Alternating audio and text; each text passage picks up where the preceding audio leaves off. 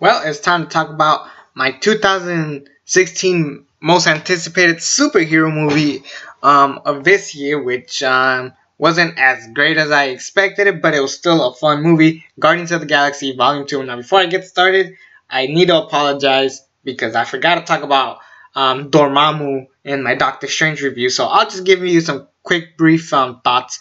The whole scene of him coming in and like reversing time, just saying Dormammu, I've come to bargain, was a cool scene. I really enjoyed it. It was a really entertaining scene. Um, and I actually do see Dormammu coming back if they end up having the Doctor Strange sequel. So I wouldn't really say that Dormammu was a weak villain, but I would say if they bring him back, I would be more excited than ever. So I'm really curious to see what they do if they bring back Dormammu. So that would be great. But yeah, now let's actually talk about Guardians of the Galaxy Volume 2. So 6 months after the original Guardians of the Galaxy, we have basically the Guardians doing their thing, saving people in the galaxy. Um, and the first movie ended in a cliffhanger in the sense of who is P, Peter Quill's father, which we don't get until this movie, which is going to be a huge part of this movie. Now, a lot of people did have its issues, and I could see why. And same with me, I definitely had a lot of issues. I was a bit disappointed considering out of all the superhero movies that came out in 2016, think about it: Logan, Homecoming, Thor, Wonder Woman. We had some of the greatest superhero movies of all time in this year, and then we had Guardians, which wasn't bad. It was just kind of like a step down from it. Um, but yeah, this was still a fun movie, and I enjoyed it. I really enjoyed that opening scene, which is where I'll start. That opening scene of Baby Groot dancing, and then they show like all the credits, like who stars in the movie, who wrote the movie, who produced it. It was nice. Mr. Blue Sky all the way. This was a great song, great way to start off the movie. Just a really fun way to just like start off a movie. So I really enjoyed that scene. And then when Drax breaks the radio, Groot gets mad at him. But anyways, they all beat this big monster testicle squid, whatever the hell he was. And then they talk to these yellow dudes who are pricks. They're assholes. They're like treat people like crap. And you know, Peter left like all mad because of like all the insult that he said to about not knowing his father. And then we get reintroduced to Nebula, who has been captured by the gold people, and they gave her away to the Guardians, of course. And then this is where it gets like all random as fuck. But Rocket steals some batteries from these yellow dudes, and they're pissed off about it, and they threaten to kill these people.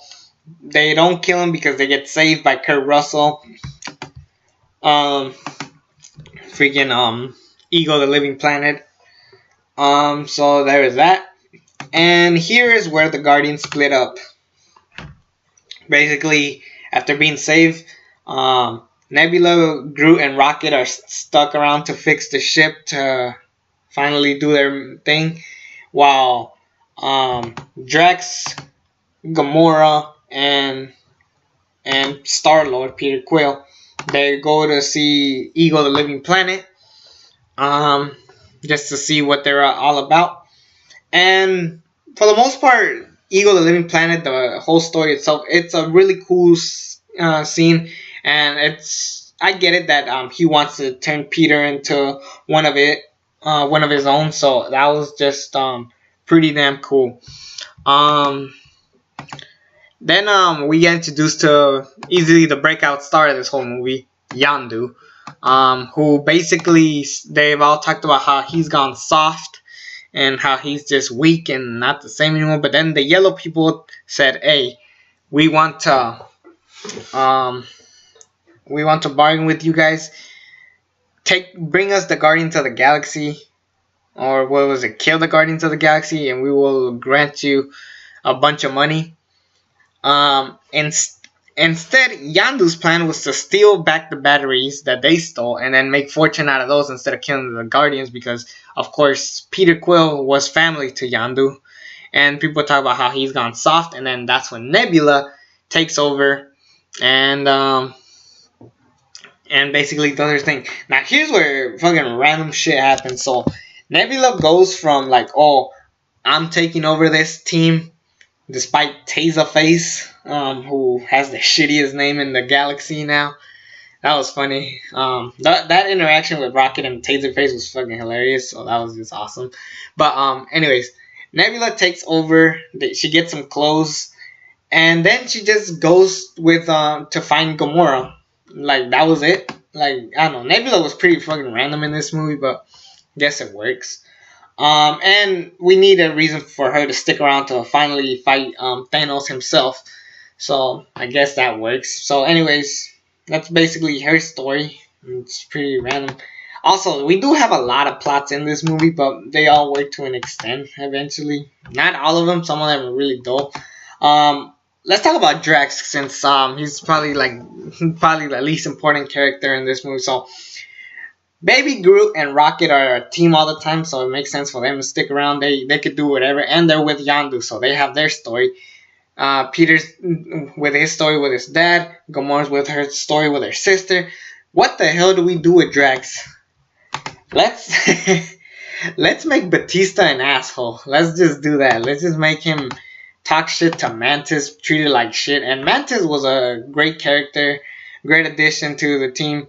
And I wasn't. It was kind of random how she just like I don't know, just like oh by the way, Ego the Living Planet is evil. Like why didn't you just say that in the beginning? But it's just silly. But in a way, I get it just because she doesn't really have much family, so it makes kind of sense to have her not say much. But if they had like that little bit of dialogue, it would have like added to the story of her character. And then my one of my favorite scenes, of course, like come a little bit closer with Yandu shooting everybody from the team. The ship explodes, and then Yandu, Rocket, Groot, Baby Groot, and what's the name of the guy? He's Sean Gunn, basically James Gunn's brother. They all escape and they head up to Ego the Living Planet because I guess while we cut to them, they cut their scene off. They basically talked about how Ego is a bad person, and that's when we find out later in the movie. So it's good that they didn't completely show that scene just because of giving a bigger surprise down the road. So that works. We had a little tease of like Star-Lord and Gamora having a relationship, but it never happens. And Peter's like, "Come on, shouldn't you be happy for me? You wanted to come. I have a family now." And Gamora goes, "I thought you already had that." And basically, Ego's there to give Star-Lord his powers. And sure enough, once this happens, let's see. Once this happens, what can I talk about next? Oh, that interaction of like Rocket saying like, "Yeah, I heard that Ego is a bad person. I want to kill him," and then Yandu's like, "Why do you want to save Star-Lord so fast?" And like, "So I could prove that I'm better than him." "No, you're not, because you feel love. I get it. I know everything about you because you're me." And that is one of my favorite scenes. Like Rocket and Yandu, best combo duo ever. It was just an awesome scene to have them. Then we move on to the whole Peter finally getting his powers. And that's when Kurt Russell, I don't know, he just says, "Yeah, it sucks that I had to put a tumor in her head." And that's when Peter loses his shit. He pulls out his gun, shoots Kurt Russell like a motherfucker, like, "You killed my mother." And he goes like, "Yeah, I did everything to try to be the perfect father for you." He turns it to David Hasselhoff. That was funny, but it was supposed to be a strong scene, but it ended up just looking like a comedy for me. But it was still still worked, I guess, but yeah, it was more like funny than serious. And yeah, eventually Yandu, Rocket, and Groot, and even Nebula all team up to stop this planet from being complete destruction. While the yellow dudes, I'll just call them the yellow dudes, the gold people, they come because they want revenge, and the Guardians because Yandu turned their back on them after Taserface spoiled their plans. And yeah, that's it. Well, for the most part, this is all just one long action scene. After they beat the yellow people like that, they really felt really pointless. All they did is set up Guardians 3, which I'm not right with, but I don't know. They were just kind of lame. Um, so, anyways, we have the main fight: Kurt Russell and Star Lord. Um, and my favorite part was like Yondu saying, like, yeah, I didn't use yeah, I didn't use my whistle to control the arrow. I used my heart, and that's when he learned how to use his powers. They make fun of him for using a ball that one time. Then we have like that cool scene of like Kurt Russell doing this, and then Chris Pratt turns into Pac-Man. That was a cool little Easter egg. It was fine. It was a bit silly. This fight was kind of too much. Oh, also Groot setting up the bomb. Groot is kind of like dumb, but he's like a baby, so it makes sense. And but then he was supposed to click one button, but he accidentally almost clicks the wrong button. But eventually he clicks the right button, so now they have like 2.5 minutes to escape. Um, and a cool scene was like basically Yandu like, yeah, come on, just leave. I'll take care of this. And then that's when Rocket goes, I'm not leaving without you.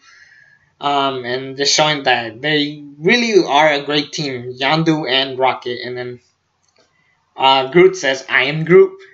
He said, welcome to the freaking Guardians of the Galaxy. Only he didn't say freaking. Great scene. Really enjoyed it. And then basically after the bomb explodes, Kurt Russell says to Ego says to his son, like, no, if you blow this planet up, you'll just be like everybody else. And that's when Star Lord said, what's wrong with that? No. Big explosion. Um, and then that's when we think Star Lord was gonna die, but clearly he's not because he's already set for Infinity War. What we didn't expect was the death of Yandu. Yes, Yandu saves his life after pulling off a Mary Poppins, y'all. He saves Peter, saying he may be your father, but he wasn't your daddy. And then yeah, he saves him. He holds on Star Lord's face one more time, and he's dead. Probably the biggest death since Phil Coulson in the Avengers, which is pointless now that he came back in TV. They might bring Yandu back because for some reason everybody has to come back from the dead. So I just hope they stick with this death because it was just a powerful scene. And then we have that big funeral scene with like all those fireworks and stuff. And that was the end. Like you have also somewhere in the movie Kurt Russell breaks Peter Quill's boombox that his mom gave him, which makes sense because in the first movie he has his first volume mix, then in the second one he has his second volume mix play into this kind of soundtrack because the music in this movie basically is a huge part of this whole franchise, Guardians itself, not the entire MCU. But so then that's when this is a pretty nostalgic moment for me. But James Gunn's brother gave Chris Pratt's character Star Lord a Zune box, basically where it holds a bunch of songs. So that was a cool little Easter egg, and it makes sense for the character to like have a Zune box. Now that I think about it, it was a cool little moment. Then we have of course the funeral scene. It ends all there. Drax finally admits that Mantis is beautiful on the inside, even though Mantis is actually pretty hot to say the least. But yeah, overall, this was a really, really good movie. The problem is that there was so much shit that I really did not care about. If you just stuck to the main story, of expanding the character of Star Lord of Ego the Living Planet. Also, that funny ass scene of like Drax asking like if he had a penis or not. It was like pretty funny. But yeah, this is still a fun movie, still entertaining. I still love the Guardians of the Galaxy in this movie. I guess it wasn't necessarily as disappointing as people say it is. It's a great movie to watch still, but yeah, I could say I wasn't like as high as it as everybody as we all expected it to be. But I guess that's what happens with expectations. Sometimes you expect something too much and it ends up not turning out to be what you expect, which is actually kind of funny because that's what Captain America says at the end of the Spider-Man: Homecoming. Now that I just think about it, but yeah, I guess next we could talk about is the end credit scenes. I'll talk about let's see, I'll just talk about them in order. First one, after Yandu died, James Gunn's brother Sean Gunn, he keeps the bow and arrow in the mohawk. He's practicing how to use it, and then he accidentally hits Drax, and he's like screaming. That was a funny scene. It was weird. We had 5 end credit scenes. That was insane. I think it's cool that they had 5 end credit scenes, but half of them were pretty fucking pointless. Well, 2 of them really. Well, actually, 3 were pretty pointless, and I'll say which one. This one, nah. Let's see. I'll just talk about each one and say whether they're not pointless or not. This one was just for shits and giggles, so I really didn't mind this one. The one that was absolutely the lamest of all of them was um, Sylvester Stallone basically saying like, "Oh, it's great that we had like, even though Yandu died, we had like this brought all of us together, and then we had like all these cameos, which I'm guessing are never coming back. Like they had Miley Cyrus play like a robot. Um, we had Mark Wallace from Pulp Fiction there. So basically, they're just saying, "Oh, let's go steal some shit." That was just whatever. I was fine with it, but it was really pointless. I really didn't care for it because I really don't care about these characters. We just have too many Guardians and stuff, so this one was pretty lame. We tease, of course, Guardians 3 with Adam Warlock, which I actually hope he comes in Infinity War, Adam Warlock, but I doubt it. So I'm still cool with it. So there's that. Then we had Teenage Groot. That was awesome. Because now it shows that in each Guardians movie we're gonna get a different version of Groot. And it was great because since Baby Groot was 6 months after the original Guardians of the Galaxy, and since we're moving towards the future, Groot has grown a lot in the past years, so now he's teenage Groot, and he was awesome. Chris being a father, like, man, you can't like clean your room and stuff like that. Like him acting like a teenager is probably gonna be like the funniest thing ever. So that was great. And then the last cameo with the last end credit scene, which was pointless, but it was still fun. Stan Lee talking to the Watchers. Basically, there's this theory going on that Stan Lee's the Watcher, which is why he makes all these cameos. And I like it. It's my favorite Stan Lee cameo by far. So it was great. And basically, it was just him being like, "Hey, how am I supposed to get home?" It was funny enough, but I felt like we could have just easily kept it on the cameo, and we really didn't need this end credit scene. Really, we had way too many end credit scenes. If anything, we just needed 2 or 3 of them. If anything, the teenage Groot scene could have happened in what's it called, Infinity War. We could have had that scene in Infinity War for all I care. But yeah, I think that's it for Guardians of the Galaxy 2. That's all I could say. That'll be it. It's me, the ALE XX Prince. Subscribe to the channel if you haven't already. And until then, I'm out.